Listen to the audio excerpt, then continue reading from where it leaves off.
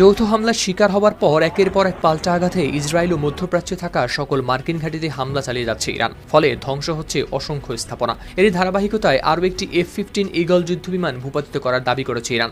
4 March বুধবার দেশটির আধা সরকারি বার্তা সংস্থা তাসনিম নিউজ এজেন্সি জানায়, ইরানি সেনাবাহিনীর বিমান প্রতিরক্ষা ইউনিট যুদ্ধবিমানটিকে গুলি করে নামিয়েছে।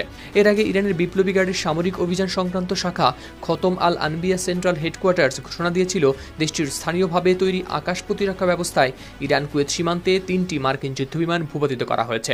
এরপর সামাজিক যোগাযোগ মাধ্যমে যুদ্ধবিমান বিধ্বস্ত হওয়ার ছবি ও পাইলটদের প্যারাশুট দিয়ে নামার দৃশ্য ছড়িয়ে পড়ে। কুয়েতের প্রতিরক্ষা মন্ত্রণালয় ওই ঘটনার কথা স্বীকার করলেও পরে যুক্তরাষ্ট্র ও কুয়েতের পক্ষ থেকে বলা হয় এটি সম্ভবত ফ্রেন্ডলি ফায়ার বা ভুলবশত নিজেদের ছোড়া ক্ষেপণাস্ত্রের আঘাতে ঘটেছে। এই ঘটনায় পাইলটরা নিরাপদে ইজেক্ট করতে সক্ষম হয়েছে বলেও জানা গেছে। মধ্যপ্রাচ্যে চলমান উত্তেজনার মধ্যে যুদ্ধবিমান ভূপাতিতের এই দাবিগুলো সংঘাতকে আরও জটিল করে তুলছে। তবে ঘটনাগুলোর অনেক তথ্য এখনও স্বাধীনভাবে যাচাই করা সম্ভব হয়নি। হাওলাদার শামীম।